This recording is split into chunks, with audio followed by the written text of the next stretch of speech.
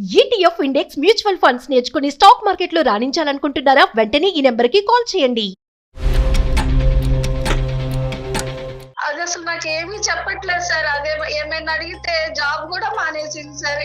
Room లోకి వెళ్ళిపోయి ఉండి వారం రోజుల నుంచి సార్.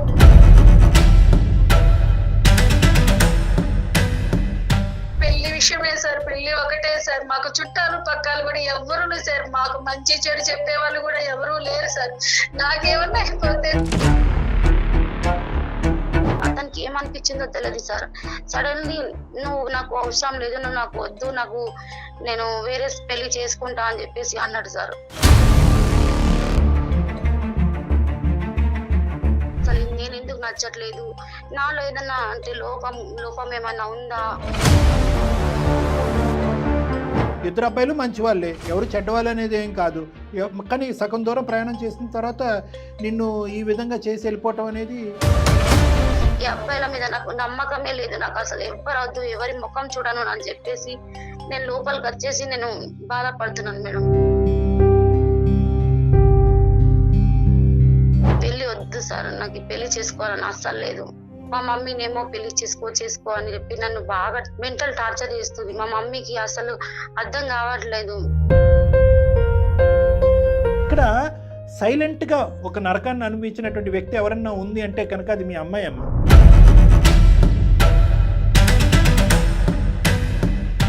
ఆ అమ్మాయి ఇదివరకు జరిగినటువంటి తండ్రికి సంబంధించిన జ్ఞాపకాల్లో తేరుకోలేదు, ప్రేమించిన వాడు నట్టేట్టు ముంచినటువంటి జ్ఞాపకాల్లో తేరుకోలేదు.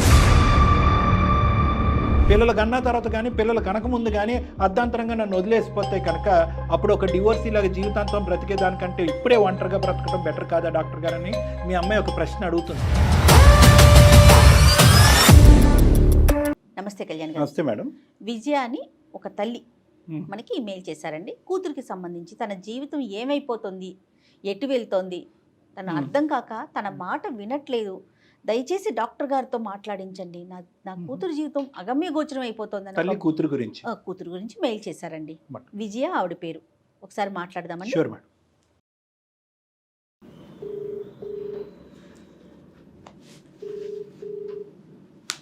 హలో, నమస్తే అండి. విజయ్ గారా మాట్లాడేది? నమస్తే అండి. నమస్తే అండి, నేను జయానండి, సుమన్ టీవీ అందమైన జీవితం ప్రోగ్రాం నుంచి. నమస్తే అమ్మా. నమస్తే అమ్మా. నమస్తే. మీరు పాప గురించి ఏదో మెయిల్ పెట్టారు నాకు. అవునమ్మా, మా పాప గురించే పెట్టుకున్నానమ్మా. నాతో పాటు డాక్టర్ కళ్యాణ్ చక్రవర్తి గారు ఉన్నారు. సమస్య ఏంటో డాక్టర్ గారికి చెప్పండి అమ్మా ఒకసారి. నమస్తే విజయ్ గారు. సార్ నమస్తే సార్. దేనికి సంబంధించిన అంశం అమ్మాయి? పాప గురించే సార్. అది యాక్చువల్లీ హైదరాబాద్ సార్. హైదరాబాద్ లో మా వారు పని సార్. అక్కడ ఉన్నప్పుడే పాప పుట్టింది. ఏంటమ్మా సమస్య? మా వారు ఆ బట్టల షాప్ లో బాగా డబ్బులు బిజినెస్ పరంగా తాగడం కానీ అవన్నీ చేసి చాలా నష్టం తీసుకొచ్చాడు సార్. అతనికి లేని అలవాటు లేదు సార్. అయ్యో. అప్పులు చేసేసాడు సార్. మాకేం లేకుండా చేసేసి అప్పులకు సమాధానం చెప్పలేక నన్ను పాపని తీసుకొని బాంబేకి తీసుకొచ్చేసాడు సార్. ఇప్పుడు బాంబేలో ఉన్నారమ్మా, ముంబైలో ఉన్నారా? అవును సార్, బాంబే నుంచే మాట్లాడుతున్నాం సార్. సరే చెప్పండి అమ్మా. ఇక్కడికి వచ్చిన తర్వాత కూడా ఆయన ఏమాత్రం మారలేదు సార్. చాలా ఇబ్బంది అయిపోయింది. సో అతనికి తాగుడు, వ్యసనాలు ఇవన్నీ. మీకు ఎంతమంది పిల్లలమ్మా? ఒకే ఒక పాప సార్ నాకు. పాప ఒక్కతే. ఇప్పుడు పాప వయసు ఎంత? ఇప్పుడు 27 వస్తుంది సార్. ఓకే. ఇక్కడ కూడా ఆఖరికి నా పుస్తలు ఉండే అది అమ్మేసేసి బిజినెస్ పెట్టిస్తే బట్టల పని చాలా ఆయనకి లేని అలవాటు లేదు. ఎక్కడ కూడా అట్లానే చేశాడు సార్. పాప ఇంటర్ ఫస్ట్ ఇయర్ అప్పుడు ఆయన చనిపోయారు సార్. ఇప్పుడు లేరు సార్. పాప ఏమైనా చేస్తుందమ్మా? ఇప్పుడు జాబ్ చేస్తుంది సార్, బీటెక్ అయిపోయింది సార్. మా వారు చనిపోయిన దగ్గర నుంచి కూడా పాపకి అమ్మైనా నానైనా అన్ని నేనే అయి చూసుకుంటా వచ్చాను సార్. నేను పాపకి ఏమాత్రం కష్టం తెలియకుండా చూసుకుంటా వచ్చాను సార్. నేను పాపకి 27 వచ్చినాయని చెప్పేసి పెళ్లి చెయ్యాలని సంబంధాలు చూశాను సార్. అయితే ఒకరికొకరు ఇష్టపడ్డారు, ఒక నెల మాట్లాడుకున్నారు, బాగానే ఉన్నారు సార్. మరి ఏమైందో ఏమో అది క్యాన్సిల్ అయిపోయింది సార్. అది ఎందుకు క్యాన్సిల్ అయింది అంటున్నారు? వాళ్ళిద్దరి మధ్యన ఏం భేదాలు వచ్చినాయో తెలియదు సార్. బాగానే మాట్లాడుకుంటా ఉన్నారు సార్. కానీ ఆ పాప నాకేమి చెప్పదు సార్. ఏం జరిగిందని అడుగుతున్నా కూడా చెప్పట్లేదు సార్. ఇక రెండో సంబంధం కూడా చూశాను సార్ నేను.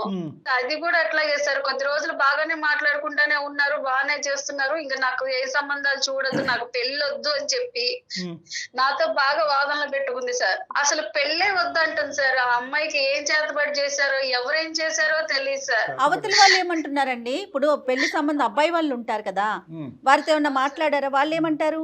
మీ అమ్మాయి బిహేవియర్ మాకు నచ్చలేదు అట్లా అంతా మాట్లాడుతున్నారండి వాళ్ళు. మా బాబు ఏం సమాధానం చెప్పట్లేదు. నాకు పెళ్లి సంబంధాలు చూడదు, నీ పెళ్లి చేసుకోను, నాకు ఇష్టం లేదు, ఇదే చెప్తుందండి. ఉన్నది ఒకగానొక బిడ్డ సార్.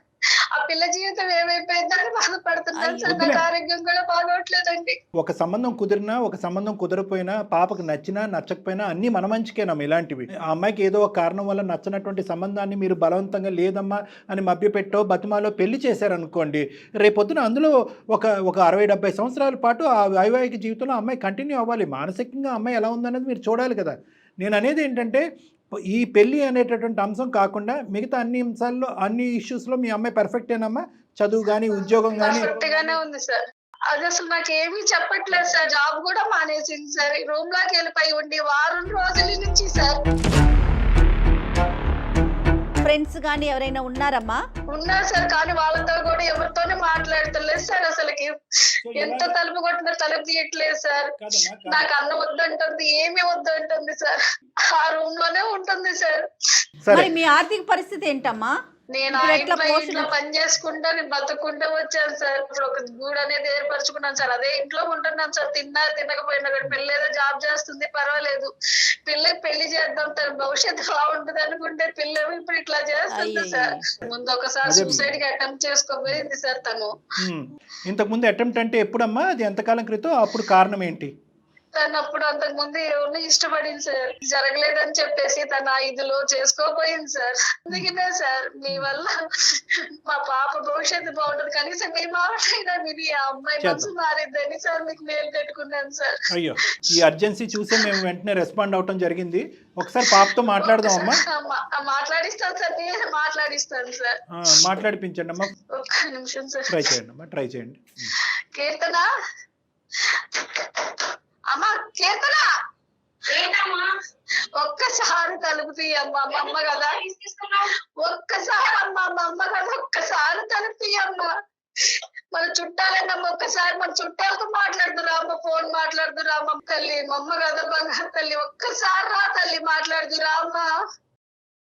కీర్తన, హలో, ఎవరు? అమ్మ అదే ఇందాక అమ్మ చెప్పారు కదమ్మా, మేము మీ చుట్టాలని చెప్పారు, బంధువులని చెప్పారు. కానీ వాస్తవానికి మేము మీ బంధువులం కాదమ్మా, ఉన్నది ఉన్నట్టుగా చెప్పాలి, నిజంగా నిజాయితీగా మాట్లాడాలి. కాబట్టి ఇది అందమైన జీవితం అనేటటువంటి ఒక కార్యక్రమం అమ్మ. నా పేరు డాక్టర్ కళ్యాణ్ చక్రవర్తి. నాతో అటు మన జయ మేడం కూడా ఉన్నారు, సీనియర్ హోస్ట్ ఆవిడ. సో ఏంటంటే అమ్మ చాలా బాధతో మాకు ఒక ఈమెయిల్ పంపించడం జరిగిందమ్మా. నా కూతురు నా చెప్పిన మాట వినట్లేదు, చాలా విపరీతమైనటువంటి డిప్రెషన్లో ఉంది, తిండి తినట్లేదు, రూమ్లో తను రూమ్లోంచి బయటికి రావట్లేదు, ఉద్యోగం కూడా మానేస్తుందని చెప్పి ఇంతకుముందు సూసైడ్ అటెంప్ట్ కూడా చేశారని చెప్పింది అమ్మ. నీ బాధ ఏంటి అనేటటువంటి నీ వివరం తెలుసుకోవడానికి మేము కాల్ చేసామమ్మా. ఎలా ఉన్నావమ్మా? ఏంటి నీ పరిస్థితి? అంటే నాకు మ్యారేజ్ అంటే, నువ్వు తెలుగులో ఫ్లూయెంట్గా మాట్లాడగలవమ్మా? మీకు ఎలా వస్తే అలా మాట్లాడండి, పర్వాలేదండి, మీ కన్వీనియంట్. చెప్పు నాన్న.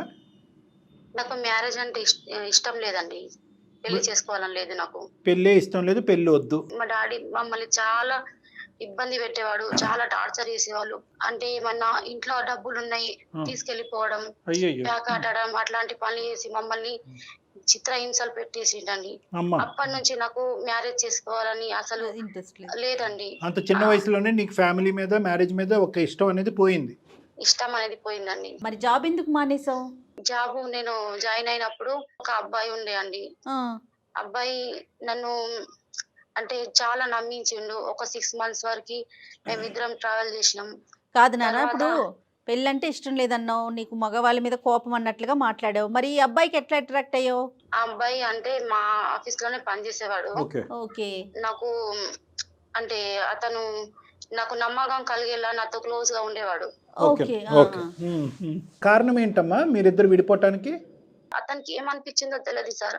సడన్లీ నువ్వు నాకు అవసరం లేదు, నువ్వు నాకు వద్దు, నేను వేరే పెళ్లి చేసుకుంటా అని చెప్పేసి అన్నాడు సార్. అలా అనేసరికి నాకు చాలా బాధేసింది సార్. ఇక అప్పటికి అనుకున్నా ఏ అబ్బాయి అయినా ఇంతేనా అని అనుకున్నా సార్. అమ్మా అందుకే ఉద్యోగం మానేసింది మీరు? అవును సార్, అందుకే ఇక నాకు అరే ఇంత ఈజీగా ఒక అబ్బాయి మోసం చేస్తారా అనిపించింది. దానివల్ల నేను సూసైడ్ అటెంప్ట్ కూడా చేసుకోపోయినా సార్. అయ్యో, అమ్మ ఒక్కతే ఉంది కదా, నువ్వు అట్లా చెయ్యొచ్చా? అది ఏదో మెంటల్ గా అట్లా వెళ్ళిపోయినా మేడం నేను. ఇదంతా జరిగి ఎంతకాలం అయిందమ్మా? 1 year అయిపోతుంది సార్. 1 year అయింది కదమ్మా. అయినా కానీ ఒకటి రెండు సంబంధాలు చూసేవంట కదా, మరి మ్యారేజ్ వద్దనే దాని సంబంధాలు అలాగే ఎందుకు మా మమ్మీ ఏడవడం చేయడం, నువ్వు పెళ్లి చేసుకుంటే బాగుంటది, అదే అందులోంచి బయటపడటానికి పెళ్లి చేసుకున్నా. చెప్పమ్మా చెప్పు. నేనున్న రోజులు నీ జీవితం బాగో చేయాలని చెప్పేసి మా మమ్మీ చాలా ఏడ్చింది సార్. మమ్మీ ఏడ్చింది, బాధపడింది. దానివల్ల ఆ ఒత్తిడితో నువ్వు ఒక అబ్బాయితో మాట్లాడావు. కానీ కొన్ని రోజులు మాట్లాడిన తర్వాత ఓకే అని అనుకునే పరిస్థితి వచ్చింది కదా ఒక సంబంధంలో. అప్పుడు ఎందుకు ఆ సంబంధాన్ని నో చెప్పారు మీరు? 1 month దాకా మంచిగా మాట్లాడుకున్నాం. అబ్బాయి కూడా మంచిగా ఉన్నాడు, నేనేమి అనలేదు. బట్ ఏ విషయంలోనో తనకి నేను నచ్చలేను. నచ్చకపోయేసరికి 1 month మాట్లాడిన అబ్బాయి సడన్లీ నువ్వు అంతే వద్దు, నేను వేరే సంబంధం చూసుకుంటా అని చెప్పేసి అన్నాడు సార్.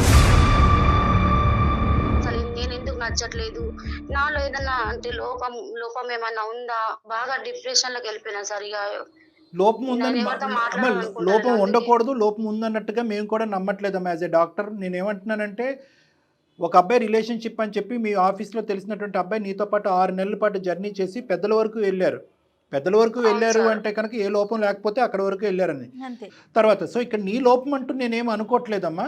మరి ఇంకా పైపెచ్చి ఏం జరిగి ఉండొచ్చు అనేది ఒక ఆలోచన. 2 అబ్బాయిలు మంచి వాళ్ళే, ఎవరు చెడ్డవాళ్ళు అనేది ఏం కాదు. కానీ సగం దూరం ప్రయాణం చేసిన తర్వాత నిన్ను ఈ విధంగా చేసి వెళ్ళిపోవటం అనేది ప్లస్ గతం కూడా ఎవరికి తెలియదని చెప్తుంది. వేరే సంబంధం కూడా చూసింది సార్. ఎంగేజ్మెంట్ అయింది. అయిన తర్వాత ఒక 10 days అట్లా అబ్బాయి మాట్లాడిన తర్వాత నేను చెప్పాను, ఇట్లా ఫస్ట్ అబ్బాయి ఇట్లా మోసం చేసిరు, సెకండ్ అబ్బాయి కూడా ఇట్లా వదిలేసిరు, మీరు మాత్రం ఎట్లా చేయరు కదా అని చెప్పేసి నేను చెప్పాను. ఎందుకంటే నేను ఇప్పటికే చాలా బాధపడుతున్నాను అని చెప్పేసి చెప్పాను. తను కూడా వద్దని వెళ్ళిపోయాడు. ఎలా అంటే నేను చాలా బాధపడ్డా మేడం, చాలా బాధపడ్డాను.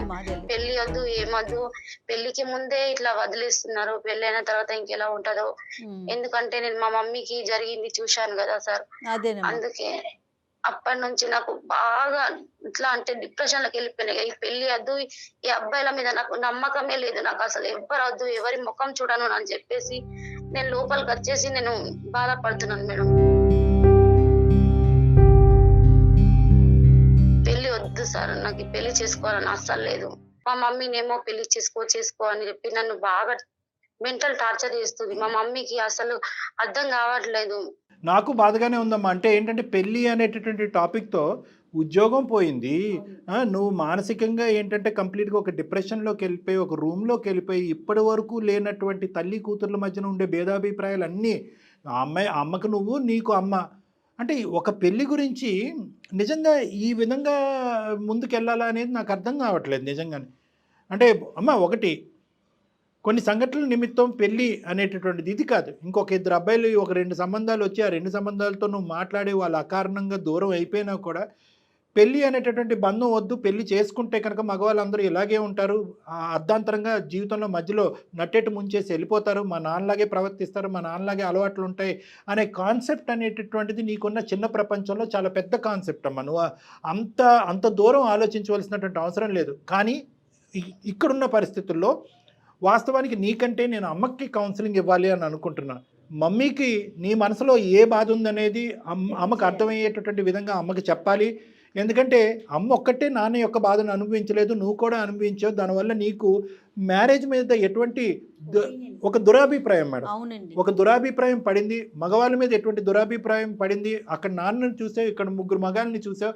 అందరు మగాళ్ళు ఇలాగే ఉంటారు, అర్ధాంతరంగా ఇలా మధ్యలో నడి బజార్లో వదిలేసి పోతారు అనేటువంటి నీ కాన్సెప్ట్ని మార్చవలసినటువంటి సమయం సందర్భం వస్తుందమ్మా. కానీ ఇప్పుడు కాదు, ఇద్దరికి కూడా కౌన్సిలింగ్ కావాలి. కానీ ఫస్ట్ అమ్మకు కొన్ని నేను వివరాలు చెప్పాలి అనుకుంటున్నాను. అమ్మ పక్కనుంటే ఒకసారి ఫోన్ ఇయ్యమ్మ. అమ్మ పాపను కూడా పక్కన పెట్టుకోండి అమ్మా, ఇద్దరు వినండి నా మాట, నేను చెప్పేది ఒక్కసారి. ఇప్పటి వరకు పాప చెప్పినటువంటి అంశాలు మీకు అర్థమైనాయా? అంటే పెళ్ళి అనే సబ్జెక్ట్ తీసేసి మీ కూతురు ఒక మనిషి 27 సంవత్సరాలు వయసు ఉన్నటువంటి ఒక ఆడపిల్ల అనుభవించేటటువంటి ఒక బాధని మనసు విప్పి ఒక్కసారి ఆలోచించండి అమ్మా మీరు, విజయ గారు. సార్ నేను ఇక్కడ చెప్పేది ఏంటంటే పెళ్ళి అనే కాన్సెప్ట్ కాసేపు తీసి పక్కన పెడదాం. మీరు ఎంత నరకాన్ని అనుభవించారో, ఎంత మానసికపరమైన క్షోభను అనుభవించారో దానికి సమపాలల్లో మీ అమ్మాయి కూడా అనుభవించింది. ఎటొచ్చి మీరు బయట ప్రపంచానికి చెప్పుకున్నారు, అరే ఒక భారీగా మీరు ఇంత అనుభవిస్తున్నారు అని చెప్పి మీరు ఒకటి బయట ప్రపంచానికి చెప్పుకున్నారు, మీ బాధని నలుగురికి ఏదైనా చెప్పుకుని చూపెట్టారేమో. కానీ ఇక్కడ సైలెంట్గా ఒక నరకాన్ని అనుభవించినటువంటి వ్యక్తి ఎవరన్నా ఉంది అంటే కనుక అది మీ అమ్మాయి అమ్మ. కేవలం తండ్రి అనేటటువంటి వ్యక్తి ఇలా ఉంటాడు అనేదే కాకుండా ఫ్యూచర్లో నేను మ్యారేజ్ చేసుకుంటే భర్త అనేవాడు కూడా ఇలాగే ఉంటాడనే కాన్సెప్ట్, ఆ బీజం ఈ అమ్మాయికి అప్పుడే పడిపోయింది. ఇది మీరు దయచేసి మీరు అర్థం చేసుకోవాలి పెద్ద మనసుతో. ఓకే, ఇది నెంబర్ 1. నెంబర్ 2 ఏమైంది అంటే ప్రేమించినటువంటి వ్యక్తి ఒకలాగే ప్రవర్తించాడు. అరేంజ్డ్ మ్యారేజ్ చేయాలి అనేటటువంటి తాపత్రయంతో ఎంగేజ్మెంట్ చేసుకున్న తర్వాత ఒక వ్యక్తి నెల రోజుల తర్వాత పారిపోయాడు. అంటే ఏది కరెక్ట్? ఇంకా అంటే తండ్రి పాత్రలో చూసినటువంటి వ్యక్తి కరెక్ట్గా లేడు, ప్రేమించినటువంటి వ్యక్తి అర్ధాంతరంగా. ఇప్పుడు ఆ అమ్మాయి ఏమనుకుంటుంది, నాలో ఏమైనా లోపం ఉందా సార్, ఎవడికి వాడు వచ్చాడు మాట్లాడుతున్నాడు ఎందుకు వెళ్ళిపోతున్నాడు కూడా చెప్పట్లేదు, అట్లీస్ట్ కారణం చెప్పి వెళ్ళిపోయినా కూడా నేను జీర్ణించుకునేటటువంటి పొజిషన్లో ఉంటాను, నన్ను నేను సరిదిద్దుకుని ముందుకెళ్తాను, కారణం కూడా చెప్పకుండా అకారణంగా ప్రేమించిన వాడు వెళ్ళిపోయాడు, ఎంగేజ్మెంట్ చేసుకుని దగ్గరుండి ఎంగేజ్మెంట్ చేసుకున్న వాడు కూడా వెళ్ళిపోయాడు. ఇంకొక వ్యక్తి నాలో ఏమన్నా లోపం ఉంది అంటే కనుక నీలో ఏం లోపం లేదు కానీ నువ్వు నాకు వద్దు అని చెప్పి వెళ్ళిపోయాడు. రేపొద్దున పెళ్ళి అయిన తర్వాత ఈ ముగ్గురు లాంటి వాళ్ళు ఎవరైనా నా కర్మకాలి నా జీవితంలో ఎవరైనా ప్రవేశిస్తే కనుక పిల్లలు కన్నా తర్వాత కానీ పిల్లలు కనక ముందు కానీ అర్ధాంతరంగా నన్ను వదిలేసిపోతే కనుక అప్పుడు ఒక డివోర్స్ ఇలాగ జీవితాంతం బ్రతికేదానికంటే ఇప్పుడే ఒంటరిగా బ్రతకడం బెటర్ కాదా డాక్టర్ గారని మీ అమ్మాయి ఒక ప్రశ్న అడుగుతుంది. ఈ ప్రశ్నని మనం లోతుగా ఆలోచించాలమ్మా. ఆ అమ్మాయికి పెళ్ళి అంటే అయిష్టత, లేదంటే ఈ అమ్మాయి మానసికంగా తేరుకోవటానికి మనం అవకాశం ఇవ్వకుండా పెళ్ళి అనేటటువంటి సబ్జెక్ట్ని ఆ అమ్మాయి మీద బలవంతంగా రుద్దేటటువంటి ప్రయత్నం చేస్తున్నావా? ఇక్కడ మానసికంగా ఫస్ట్ మీ అమ్మాయి యొక్క మెంటల్ స్టేట్ని మీరు ఆలోచించండి. మీరు చదువుకున్నారో లేదో నాకు తెలియదు కానీ అందరికీ అర్థమయ్యేటటువంటి ఒక సబ్జెక్ట్ ఏదన్నా ఉంది అంటే కనుక ఇక్కడ మీ అమ్మాయికి సంబంధించింది డిప్రెషన్. మానసిక మేడం, ఇప్పుడు ఈ అమ్మాయి ఇందాక నేను చెప్పినటువంటి దాంట్లో ఒక వ్యక్తితో ప్రయాణం చేసి తల్లిదండ్రులకు వచ్చి చెప్పి ఇద్దరు తల్లిదండ్రులు ఒప్పించిన తర్వాత ఏ అమ్మాయి ఊహించుకుంటుందమ్మా? ఎవరినైతే ప్రేమించి నమ్మకంగా చేతిలో చేయి పెట్టుకుని ప్రామిస్ చేసినటువంటి వ్యక్తి విత్డ్రా అవుతాడని ఏ అమ్మాయి ఊహించుకుంటుంది? అది పెద్ద మానసిక పరమైన బ్లో. ఈ అమ్మాయి అప్పుడే సూసైడ్ అటెంప్ట్ చేసింది. ఇది జరిగి ఎంతకాలం అయిందని ఇందాక నేను అన్నాను అంటే కనుక ఎందుకు అడిగానంటే ఇది జరిగి ఒక 5 సంవత్సరాల క్రితం అయితే కనుక బహుశా కాలక్రమేణా పోతుంది, ఆ మెమరీస్ అనేవి డైల్యూట్ అయ్యి ఉండేవి మేడం. జరిగి 1 year అవ్వలేదు. ఆ అమ్మాయి ఎంత డిప్రెషన్కి లోన్ అయ్యిందో విజయ గారు కూడా అంతే డిప్రెషన్కి లోన్ అయ్యి ఈ అమ్మాయిని డిప్రెషన్ నుంచి బయటకు తీయాలి అంటే కనుక అర్జెంటుగా ఆగమేఘాల మీద ఈ అమ్మాయికి పెళ్లి చేసేయాలి అనేటటువంటి తొందరపాటు ఆలోచన ప్రస్తుతం అయితే కరెక్ట్ కాదు. సరే కాదండి మా అమ్మాయి పెళ్ళే వద్దు అని అనుకుంటుందంటే నేను తినాలి అనిపించినటువంటి తిండిని నాకు బలవంతంగా పెడితే నాకు వామిటింగ్ వస్తుంది, దాని మీద ఒక ఏవగింపు వస్తుంది. ఇక్కడ కూడా అదే ఆ అమ్మాయికి నచ్చనటువంటి ప్రస్తుతానికి నచ్చనటువంటి సబ్జెక్ట్. నాకేమైనా అయిపోయి నేను కాలం చేస్తే నా బిడ్డ ఎందుకు అలా అనుకుంటారు? ఎందుకు అంత నెగిటివ్గా ఆలోచిస్తారు? నేను ఒకటే సబ్జెక్ట్ అంటున్నానమ్మా, పెళ్ళి అనేటటువంటి సబ్జెక్టు ప్రస్తావన ఈ రోజు మీ అమ్మాయికి నచ్చకపోయినా కూడా దాని వెనకాతల మూల కారణం ఏంటంటే మానసిక పరిస్థితి బలంగా లేకపోవటం అనేది. ఆ అమ్మాయి ఇదివరకు జరిగినటువంటి తండ్రికి సంబంధించిన జ్ఞాపకాల్లో తేరుకోలేదు, ప్రేమించిన వాడు నట్టేట్టు ముంచినటువంటి జ్ఞాపకాల్లో తేరుకోలేదు. ఎంత మానసిక పరమైన క్షోభం అది. ఫస్ట్ నేనేమంటానంటే ఈ అమ్మాయినే కాదమ్మా, చాలామంది ఈ మధ్యకాలంలో తల్లిదండ్రులు నా దగ్గర తీసుకొస్తున్నారు మేడం. 27, 28, 30, 31, 32 ఆడపిల్లల్ని అబ్బాయిని కూడా తీసుకొచ్చి మా ఎదురుగుంట కూర్చోపెడుతున్నారు. ఏమని కూర్చోపెడుతున్నారు? సార్ ఈ అమ్మాయి కానీ ఈ అబ్బాయి కానీ పెళ్ళే వద్దంటున్నారండి. ఎందుకు వద్దంటున్నారు మాకు అర్థం కావట్లేదు. వీళ్ళు బ్యాక్గ్రౌండ్లో ఏదన్నా మాకు తెలియనటువంటి స్టోరీ నడిపిస్తున్నారేమో, అది మీరు కనుక్కోండి డాక్టర్ గారు. కి సంబంధించినటువంటి అంశాల్లో కూడా వీళ్ళకి ఏమైనా లోపాలు ఉన్నాయేమో, ఇవి మాకు తెలియకుండా. అంటే మీ తల్లిదండ్రులుగా ఒక్కసారి కూర్చుని పెళ్ళి అనేటటువంటి సబ్జెక్ట్కి మానసిక పరమైనటువంటి పరిస్థితికి మానసిక పరమైనటువంటి రెడీనెస్ అంటూ ఉంటాం, మెంటల్ రెడీనెస్ అంటాం. ఎందుకంటే మీ తర్వాత అతి పెద్ద వ్యక్తి ఎవరన్నా ఉన్నారంటే బహుశా మీతో చేసినటువంటి ప్రయాణం కంటే ఒక బయట ఉండేటటువంటి ఒక వ్యక్తితో జీవితాంతం ప్రయాణం చేయాలి అనే కాన్సెప్ట్ గురించి ఈ రోజుల్లో అబ్బాయిలు అమ్మాయిలు చాలా లోతుగా ఆలోచిస్తున్నారు అనేది తల్లిదండ్రులు అందరూ ఆలోచించారు. ఏదో ఈ వయసు వస్తే కనుక ఒక తంతు అయిపోతుంది కాబట్టి అనుకోవటం కంటే వాళ్ళకి కూడా దానికి సంబంధించినటువంటి నిర్ణయం తీసుకునే దాంట్లో ఒక అవకాశం, ఒక ఆలోచన, ఒక ఆపర్చునిటీ ఇవ్వండి. దానికి మెంటల్ ప్రిపేర్డ్నెస్ అంటూ ఉంటారు. ఇప్పుడు ఇక్కడ పెద్ద సబ్జెక్ట్ ఏంటంటే పెళ్లి మీద మీ అమ్మాయికి అయిష్టత ఏం కాదమ్మా. ప్రతి టర్నింగ్లోని ఆ అమ్మాయికి ఒక నెగిటివిటీ వచ్చింది కాబట్టి దానికి ఒక ఏవగింపు వచ్చేసింది. 2 సబ్జెక్టుల మీద ఏవగింపు వచ్చింది. ఒకటి పెళ్ళి, రెండోది మగవాళ్ళ మీద. ఇప్పుడు మీరు బలవంతంగా ఇదే పీరియడ్లో ఇంకోటి తీసుకొచ్చేసి ఒక్కొక్క దాని మీద ఒక ఫెయిలియర్ మీద ఒక ఫెయిలియర్ ఇలా రిపీటెడ్ చూశారనుకోండి, అదిగోండి 3 కాదు 5 కాదు 10 మంది అబ్బాయిలు అందరూ ఇలాగే ప్రవర్తించారని చెప్పి ఇంకా ఏవగింపుకి వచ్చేసి ఇంకా అమ్మాయి దండం పెట్టేసి విత్డ్రా అయిపోతుంది. సో మీరు ఇక్కడ అర్థం చేసుకోవాల్సింది ఏంటంటే మీకు నేను ఇచ్చేటటువంటి కౌన్సిలింగ్ ఏంటంటే దయచేసి పాజ్ కాసేపు ఆగండి, ఆలోచించండి, తొందరపడద్దు, ఆదరపడద్దు, కంగారు పడద్దు. పెళ్ళి అనేటటువంటిది సబ్జెక్ట్ ఇమీడియట్గా నెక్స్ట్ 6 monthsలో ఏదో ఒకటి తీసుకొచ్చి చేసేటువంటి కనుక అది పెళ్ళి ఒకటే కాదు, పెళ్ళితో పాటు ఒక కంటిన్యూడ్ రిలేషన్షిప్, ఒక జీవితాన్ని కూడా నిలబెట్టవలసిన బాధ్యత మీద ఉంటుంది. ఇదే డిప్రెషన్, ఇదే యాంగ్జైటీతో చాలామంది బలవంతంగా పెళ్లి చేసినటువంటి ఆడపిల్లలు, అబ్బాయిలు 6 నెలలు నిండపుందే గుడ్ బై చెప్పి విత్డ్రా అయిపోయారు. ఎందుకు అంటే కనుక పెళ్లి తర్వాత చాలా ఉంటాయి, భార్యాభర్తల సంబంధం ఉంటుంది, ఈ అమ్మాయి వెళ్ళి ఆ కుటుంబంలో కలవలసినటువంటి అవసరం ఉంటుంది, అక్కడ ఛాలెంజెస్ ఫేస్ చేయవలసినటువంటి అవసరం ఉంటుంది. ఇప్పుడున్నటువంటి మీ కీర్తన యొక్క మానసిక పరిస్థితిలో అస్సలు ఆ జర్నీ చేయగలదనే నమ్మకం నాకైతే లేదమ్మా, ప్రస్తుతానికైతే లేదు. ఫస్ట్ మీరేంటంటే ఆ అమ్మాయి మనసులో ఉన్న భావాన్ని పక్కన కూర్చొని అర్థం చేసుకోండి. మీరు ఉదయం లేచిన దగ్గర నుంచి సాయంత్రం వరకు పెళ్ళి సంబంధం, ఆ అమ్మాయి పరిస్థితి ఏంటి, ఆ అమ్మాయి ఏం చెప్పాలి అని అనుకుంటుంది, ఆ అమ్మాయి బాధ ఏంటి, ఒక తల్లిగా మీరు ఆ అమ్మాయి గోడు వినండి. ఆ అమ్మాయి బాధ ఏంటన్నది కడుపు విప్పి చెప్పేటటువంటి ఆ బాధను మీరు వినండి. తాత్కాలికంగా పెళ్ళి అనే సబ్జెక్ట్ తీసి పక్కన పెట్టేసేయండి. ఈరోజు మీరు పెళ్ళి అంటే అమ్మాయికి అది ఒక పెద్ద బూతులా అనిపిస్తుంది. కాబట్టి కొంతకాలం మీరు ఏం చేస్తారు అంటే ఒక తల్లి కూతురులాగా ఈ పెళ్ళి అనే ప్రస్తావన రాకముందు, ఆ తండ్రి చనిపోయిన తర్వాత మీరు ఎలా అయితే బలంగా ఒకరికొకరు తోడుగా ఉన్నారో ఫస్ట్ ఆ సబ్జెక్ట్ గురించి మాట్లాడుకోండి. ఒక తల్లి కూతుర్ల మధ్యన ఉండేటటువంటి సహసిద్ధమైనటువంటి డిస్కషన్స్, మీకు ఉండేటటువంటి సాధక బాధకాలు, మీకున్న ఆరోగ్య పరిస్థితులు, ఆ అమ్మాయికి ఉండే ఉద్యోగ అవకాశాలు, ఇలాంటి సబ్జెక్ట్ గురించి మాట్లాడుకోండి. ఆ అమ్మాయిని కాస్త మానసికంగా తేరుకునేటటువంటి అవకాశాన్ని ఇవ్వండి. ఆ అమ్మాయికి అర్జెంటుగా కౌన్సిలింగ్ కానీ ట్రీట్మెంట్ కానీ కావాలి. దానికి సంబంధించినటువంటి తోడ్పాటు నా దగ్గర తీసుకున్నా సరే అమ్మా, లేదు మీరు ముంబైలో ఉండాను అంటే కనుక అక్కడ నాకు కొన్ని కాంటాక్ట్స్ ఉన్నాయి, ఆ కాంటాక్ట్స్ అన్నా నేను మీకు పంపించడం జరుగుతుంది. ఆ అమ్మాయిని కౌన్సిలింగ్కి తీసుకెళ్ళండి, ఆ డిప్రెషన్ పరమైన కౌన్సిలింగ్ తీసుకెళ్ళండి ఇమీడియట్గా. ఎందుకంటే మళ్ళీ మనం అనుకోవటానికి లేదమ్మా, ఒక్కసారి సూసైడ్ అటెంప్ట్ చేసినటువంటి వాళ్ళు మనం ఎంత కౌన్సిలింగ్ చేసినా కూడా ఇంకొక తప్పుడు ఆలోచనతో మళ్ళీ ఆ డైరెక్షన్లో వెళ్ళటానికి చాలా అవకాశాలు ఉంటాయి. ఒక సూసైడ్ అటెంప్ట్కి, ఇది చాలా ప్రేక్షకులు అందరికీ చెప్తున్నాను, సూసైడ్ అటెంప్ట్కి ఏంటి సార్ పెద్ద రిస్క్ ఫ్యాక్టర్ అని చాలామంది అడుగుతూ ఉంటారు. ఏంటి సార్ ఏం చూస్తే కనుక ఒక వ్యక్తి సూసైడ్ చేసుకుంటారని మనం చెప్తే కనుక, ఒకటి సూసైడ్ చేసుకుంటాననే వార్నింగ్, రెండోది ఇంతకుముందు సూసైడ్ అటెంప్ట్ చేసుకోవటం. ఈ రెండు చాలా పెద్ద రిస్క్ ఫ్యాక్టర్స్. మనం అనుకుంటాం ఒకసారి సూసైడ్ అటెంప్ట్ చేసుకున్నారు, వీళ్ళకి బుద్ధి వచ్చింది, మనం బాగా చెప్పాము, ఇది చేసాం, బాధపడ్డాం, అమ్మ నీ మీద ఒట్టు, నాన్న మీద ఒట్టు, నేను ఇంకెప్పుడు చేయను సూసైడ్ అటెంప్ట్ అని అనుకుంటాం. కానీ ఒక్కసారి వాళ్ళు ఆ బాధలో తేరుకోవటానికి అదొక మార్గంగా ఎంచుకున్నప్పుడు నెక్స్ట్ టైం మళ్ళీ ఆ బాధ వచ్చినప్పుడు అదే మార్గం ఆ సబ్కాన్షియస్ మైండ్ వాళ్ళకి గుర్తు చేస్తూ ఉంటుంది. ఇదిగో మళ్ళీ నీ రోడ్ ఎండ్ అయింది, అప్పుడు ఒకసారి ఎండ్ అయింది, నువ్వు ఆ నిర్ణయం తీసుకున్నావు, సక్సెస్ అవ్వలేదు, మళ్ళీ నీ రోడ్ ఎండ్ అయింది, ఈసారి కూడా ఇదే నిర్ణయం చేసుకో అని చెప్పి ఆ సబ్కాన్షియస్ మైండ్ చెప్తూ ఉంటుంది. కాబట్టి ఈ అమ్మాయి ఆల్రెడీ ఒక పెద్ద అటెంప్ట్ చేసింది కాబట్టి మళ్ళీ ఇంకొకటి అలాంటి అంశం పునరావృతం అవ్వకూడదంటే ఇమీడియట్గా psychological counselling, psychological treatment for depression is important. పెళ్ళి అనేటటువంటి సబ్జెక్టు ప్రైమరీ కాదు, అది నెక్స్ట్ ఇయర్ కానీ ఎప్పుడైనా మనం తర్వాత మాట్లాడదాం. ఆ అమ్మాయి ఖచ్చితంగా పెళ్ళికి ఒప్పుకుంటుంది, పెళ్ళి చేసుకుంటాను నిర్ణయించుకుంటుంది. పెళ్ళి అనేటటువంటి దాంట్లో ఈ అమ్మాయి చాలా సంతోషంగా ఫ్యూచర్ ఉంటుంది అనేది నా అభిప్రాయం అమ్మా. ఎంత మంచి విషయం చెప్పారు డాక్టర్ గారు.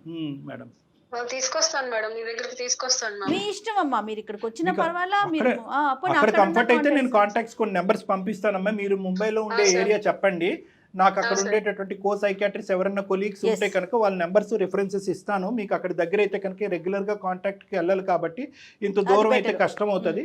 అక్కడ కాంటాక్ట్స్ నేను ఇస్తానమ్మా, మీ నెంబర్కి నేను షేర్ చేసుకుంటాను. ఏమ్మా ఒకసారి కీర్తనకి ఇవ్వండి అమ్మా. అమ్మకి చెప్పిందంతా నువ్వు విన్నావని నేను అనుకుంటున్నాను. పెళ్ళి అనేటటువంటి దాని గురించి యునానిమస్గా ఒక కార్పెట్గా డిలీట్ చేయవలసినటువంటి అవసరం లేదు. తాత్కాలికంగా దాన్ని సస్పెండ్ చేస్తుంది. అమ్మ కూడా ఆ సబ్జెక్ట్ నీతో మాట్లాడదు. ఫస్ట్ మోస్ట్ ఇంపార్టెంట్ ఏంటంటే నీ మెంటల్ స్టేట్, రెండోది నీ కెరియర్. Yes. ఈ రెండు చాలా ఇంపార్టెంట్. మ్యారేజ్ ఒకటే చెప్తున్నాను, పెళ్లి ముఖ్యమా ప్రాణం ముఖ్యమా?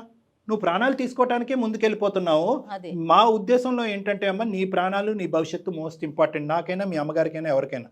అమ్మ ఏంటంటే కనుక, అరే నాన్నతో నేను అనిపించాను, నా ఆయుష్ ఎంత ఉంటుందో తెలియదు కాబట్టి నిన్ను ఒక ఇంటిదాన్ని చేసి నేను ఏది అయిపోయినా పర్లేదు అనే కాన్సెప్ట్లో అమ్మ ఒక డిప్రెషన్లోకి వెళ్ళిపోయింది. కాబట్టి అమ్మకు కొన్ని వెడమర్చి కొన్ని అంశాలు, చాలా ముఖ్యమైన అంశాలు చెప్పాం. పెళ్ళి అనే సబ్జెక్ట్ గురించి అమ్మ మాట్లాడదు, కానీ నువ్వు ఇప్పుడున్నటువంటి మెంటల్ స్టేట్ని తక్షణ కర్తవ్యంగా ఇమీడియట్గా యుద్ధ ప్రాతిపదికన కరెక్ట్ చేయవలసినటువంటి అవసరం ఉంది. కాబట్టి నువ్వు ఒక్కసారి కౌన్సిలింగ్ కానీ ట్రీట్మెంట్ కానీ వెళ్ళాలమ్మా. సరే సార్. ఓకే, నేనైనా రెడీయే, లేదంటే అక్కడ లోకల్గా ఉండే కొన్ని రెఫరెన్సెస్ ఇస్తాను మీకు. ఆల్మోస్ట్ అక్కడ ముంబైలో దగ్గర మీరు 15-17 సంవత్సరాలు బట్టి ఉన్నారు కాబట్టి మీకు ఆ నేటివ్ వాతావరణం కానీ ఆ లాంగ్వేజ్ అలవాటు అయి ఉంటుంది కాబట్టి అక్కడ లోకల్ రెఫరెన్సెస్ నేను ఇస్తాను. అక్కడికి వెళ్ళి కౌన్సిలింగ్ తీసుకుని ఇమీడియట్గా పోగొట్టుకున్నటువంటి ఉద్యోగం మళ్ళీ సంపాదించుకోవటం కానీ ఇంకో చోటకి వెళ్ళి ఈ విధంగా ప్రయత్నం చేయవలసిందిగా నా విజ్ఞప్తి అమ్మ. తిను శుభ్రంగా, వాటర్ తీసుకో, ఫుడ్ తిను, అమ్మతో పాటే ఉండు. సూసైడ్ అనేది కదా ముందు ఆవిడకి సపోర్ట్ చేసుకో, మరి ఇద్దరు ఒకరికొకరు సపోర్ట్. సూసైడ్ అనేటటువంటి ఆలోచన నీ జీవిత కాలంలో ఎప్పుడూ రాకూడదమ్మా, please. That is my request. Okay తల్లి. Okay sir. రైట్ అమ్మా. Thank you sir. రైట్ అమ్మా. నమస్తే అమ్మా. చాలా థ్యాంక్ యూ. నమస్తే అమ్మా. నమస్తే సార్. ఎంత చక్కని విషయం చెప్పారంటే డాక్టర్ గారు. ఎందుకంటే సూసైడ్ టెండెన్సీ వచ్చిన తర్వాత ఒకసారి అటెంప్ట్ చేయగానే సహజంగా అట్లాగే అనుకుంటామండి, అమ్మయ్య అయిపోయింది, ఇంక వీళ్ళు మనం బయటకు తీసుకొచ్చేస్తామని. మళ్ళీ వెళ్తారు అనే థాట్ ఉండదు. బట్ మీరు మెడికల్ ఫీల్డ్ కాబట్టి చాలా క్లియర్గా చెప్పారండి. వీళ్ళకి మనం సరైన రిఫరెన్స్ అందించాలి. కూడా ఒక మెసేజ్ మేడం, నేను చెప్పేది ఏంటంటే, ఏదన్నా ఇదే కాదు, పెళ్ళే కాదు, ఏదన్నా ఒక పర్టికులర్ ఏరియా, చదువు కానీ, కెరియర్ కానీ, ఇంటర్వ్యూస్ కానీ, ఇంకోటి ఏదైనా సిచ్యువేషన్ ఉంటే కనుక పెద్దవాళ్ళు పిల్లలతో మాట్లాడేటప్పుడు, అంటే పెద్దవాళ్ళు అంటే ఒక వయసు వచ్చిన తర్వాత ఒక సబ్జెక్ట్ మీద క్లారిటీ రాకుండా ఉంటే కనుక, ఒక నెగోసియేషన్ జరగకుండా, మీ మాట వాళ్ళు వినట్లేదు, వాళ్ళ మాట మీరు వినట్లేదు అనే పొజిషన్ ఉన్నప్పుడు దానికి ఏదో మంత్రం తంత్రం అక్కర్లేదండి, ఒక పాజ్ కావాలి. రైట్, ఒక పాజ్ కావాలి. సస్పెండ్ చేయండి ఆ సబ్జెక్టు, దయచేసి సస్పెండ్ చేయండి. అవతల వ్యక్తికి విరక్తి వచ్చి, ఒక ద్వేషం వచ్చేసి, కమ్యూనికేషనే కట్ అయిపోయేంత పరిస్థితికి వచ్చేంత పరిస్థితి వరకు ఏ ఇష్యూని డ్రాగ్ చేయకండి. ఒక పాజ్ తీసుకోండి, ఇంట్రోస్పెక్ట్ చేసుకోండి, మనం వెళ్ళే అప్రోచ్ కరెక్టా కాదా అని చెప్పి ఎవరికి వాళ్ళు ఆలోచించుకోండి. అవతల వాళ్ళ యొక్క బాధ ఏంటన్నది ఆలోచించండి. ఆ సబ్జెక్ట్ కాకుండా, ఇందాక నేను విజయ గారికి చెప్పాను కదా, ఆ సబ్జెక్ట్ కాకుండా మిగతా సబ్జెక్ట్స్ మాట్లాడుకోవడానికి కొంతకాలం టైం ఇవ్వండి. తర్వాత ఆటోమేటిక్గా ఒక ఆపర్చునిటీ వస్తుంది, కోపాలు భావోద్రేకాలు చల్లబడతాయి, ఆటోమేటిక్గా ఆ సబ్జెక్ట్ మళ్ళీ మాట్లాడుకోవడానికి ఒక అవకాశం ఉంటుంది. రైట్, మా మాటే నెగ్గాలనే పంతం ఉండకూడదు. వర్కౌట్ అవుతుంది. రైట్ అండి. నమస్తే డాక్టర్. అందం, ఆరోగ్యం, ఆత్మవిశ్వాసం అనూస్తో సాధ్యం. ట్రాన్స్ఫర్మేషన్ సర్వీసెస్ పైన ఫ్లాట్ 50% డిస్కౌంట్. అనూస్ సిన్స్ 1982.